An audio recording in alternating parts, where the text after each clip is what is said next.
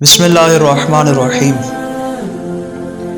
جو شخص بھی حج کرنے کا ارادہ رکھتا ہے یا پھر عمرہ کرنے کا ارادہ رکھتا ہے تو وہاں پر وہ رمی جمرہ کرتا ہے، یعنی شیطان کو پتھر مارتا ہے۔ وہاں پہ پھر ترتیب ہے، حج میں کچھ اور انداز سے رمی جمرہ کرتا ہے، جبکہ عمرہ میں اس کے احکام تھوڑے سے مختلف ہیں۔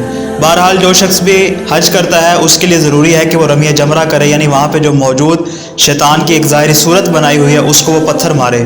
یہ رمی جمرہ کرنے کی آخر کیا وجہ ہے؟ روایات میں جو ہمیں بات معلوم ہوتی ہے وہ یہ ہے کہ سب سے پہلے جس نے رمی جمرہ کیا وہ حضرت آدم علیہ السلام تھے، کہ جنہوں نے شیطان کو پتھر مارا تھا۔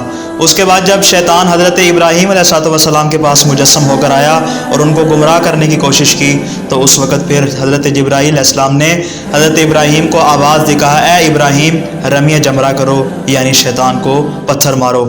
حضرت ابراہیم کے اس عمل کو انجام دینے کے بعد یہ عمل سنت ابراہیمی بن گیا، اور یہ آج تک جتنے بھی حاجی خانہ کعبہ کا طواف کرتے ہیں ان کے لیے واجب اور ضروری ہے کہ وہ رمی جمرہ کرے، یعنی شیطان کو پتھر مارے۔